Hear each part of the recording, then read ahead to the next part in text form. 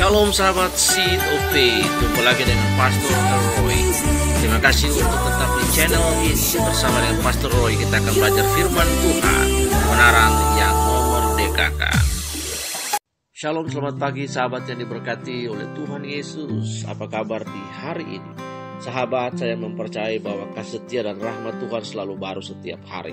Bahwa dari manakah datangnya pertolongan kita, bahwa pertolongan kita datang daripada Tuhan yang menjadikan langit dan bumi. Nah sahabat, hari ini 13 Juni 2020, podcast kita hari ini berjudul Hidup yang Berkelimpahan. Apakah itu?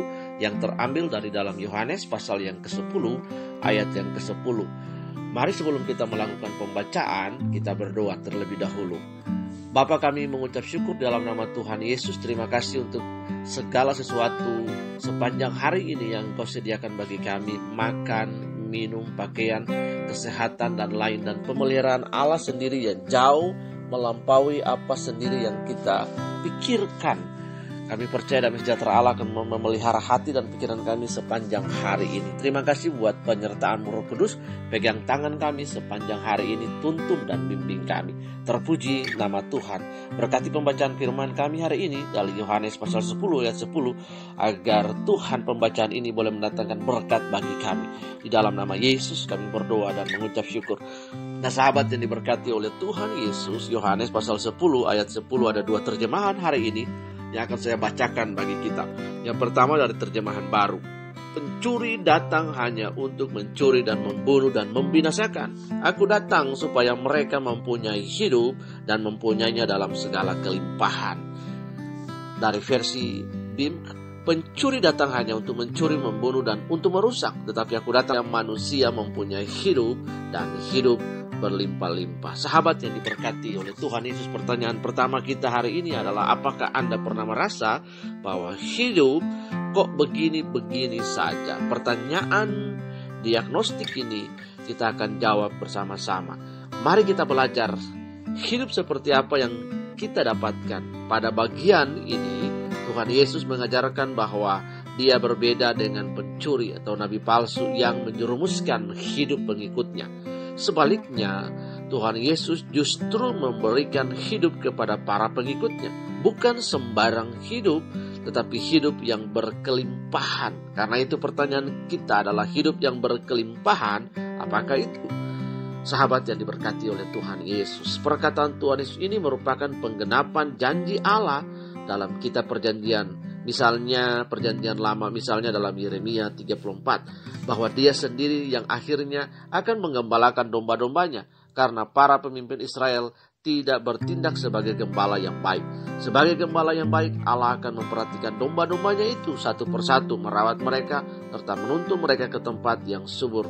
Pembacaan ini Anda dapat temukan dalam Yehezkiel pasal 34 ayat 12-15 dan Yehezkiel pasal 34 ayat 25 sampai pasal ayat yang ke-31. Nah sahabat, jika demikian, apakah ini berarti Allah berjanji bahwa anak-anaknya akan memiliki hidup yang serba berkecukupan dalam materi, bebas dari sakit penyakit, bebas dari masalah? Sama sekali tidak, sahabat yang diberkati oleh Tuhan. Buktinya, banyak nabi, rasul, dan bahkan Tuhan Yesus sendiri justru mengalami banyak kesulitan hidup dan ancaman dari orang-orang sekitar karena pelayanan mereka. Jadi, bagaimana?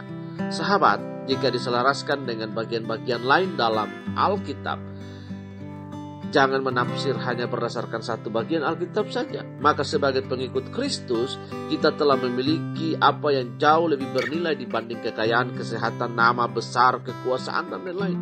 Kita tetap bisa bersukacita dalam segala keadaan. Perjuangan hidup kita tidak akan sia-sia, tidak akan lenyap karena kematian. Bahkan kita telah memiliki apa yang jauh lebih bernilai dibanding hidup itu sendiri. Apakah itu? Sahabat yang dirahmati oleh kasih karunia Kristus, kita memiliki Allah sebagai sumber kita yang akan memberkati dan menyertai kehidupan kita. Mulai dari saat ini sampai selama-lamanya. Hidup kekal, bahkan setelah kita mati pun masih akan merasakannya. Mazmur 23. Ini sesuai dengan kata berkelimpahan. Di dalam kata Yunani diterjemahkan perisos, artinya bukan biasa-biasa saja, tetapi luar biasa. Dan secara khusus dalam Yohanes 10 ayat 10 ini berarti melebihi apa yang dibutuhkan. Sahabat yang dirahmati oleh kasih karunia Kristus yang luar biasa. Jadi hidup kita tidak biasa-biasa saja. Jika orang lain hanya memburu tubuh yang sehat tetapi tetap menua dan akan mati, kita malah dijanjikan untuk memiliki tubuh yang tidak dapat rusak. Jika orang lain hanya merasakan sukacita sementara karena harta yang fana, kita malah merasakan sukacita sejati karena relasi dengan Allah adalah harta yang kekal. Bukankah ini sesuatu yang melebihi kebutuhan manusia di dunia ini? Oh sahabat yang dirahmati oleh kasih karunia Kristus. Oleh sebab itu, marilah kita terus melekat kepada Tuhan. Semakin kita mengenal Tuhan melalui perenungan firman Tuhan dan doa, maka kita akan semakin mengenal kekayaan rohani yang telah kita terima di dalam Kristus. Kekayaan yang luar biasa, yang tidak terbatas. Kekayaan yang dinantikan oleh bangsa-bangsa di dunia ini. Tetapi jika kita menjauh dari Tuhan, jarang berdoa dan sungguh-sungguh malas merenungkan kebenaran firman Tuhan atau hanya membaca secara asal-asalan, maka keinginan dan kecemasan duniawi akan terus menggerus sukacita kita. Jadi kelimpahan sebenarnya dari pengertian adalah Kristus sendiri adalah kelimpahan itu bagi kita. Ketika Anda menemukan Kristus, maka Anda sementara menemukan kebahagiaan, harta yang terbesar dan kelimpahan yang sebenarnya, yaitu Kristus Yesus. Tuhan Yesus memberkati kita sepanjang hari ini. Selamat berjalan dan menikmati kelimpahan bersama-sama dengan Kristus Yesus yang adalah sumber kelimpahan itu sendiri. Mari kita berdoa. Bapa, kami sungguh menyadari oleh kebenaran firman hari ini bahwa Engkau sendiri adalah kelimpahan itu bagi kami. Yesus cukup bagi kami.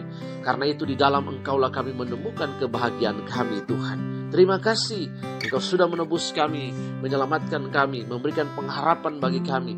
Dalam setiap hari perjalanan hidup kami di dunia ini, Tuhan, Engkau selalu menolong kami, baik suka maupun duka. Dan Engkau adalah kelimpahan dan sukacita yang tidak ternilai bagi kami. Sepanjang hari ini, penyertaan-Mu bagi kami, Tuhan. Kami berdoa dan mengucap syukur dan berterima kasih untuk hari ini. Di dalam nama Tuhan Yesus Kristus, kami berjalan memasuki hari ini dengan pertolongan Tuhan. Roh Kudus pegang tangan kami dan tuntun kami sepanjang hari ini, agar kami terus berjalan bersama-sama dengan Kristus sebagai sumber dari segala sesuatu di dalam hidup ini. Sukacita kami melimpah di dalam Engkau.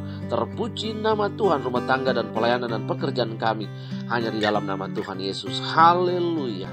Amin. Sampai jumpa pada podcast berikutnya, saudara. Tuhan Yesus memberkati. Haleluya. Amin.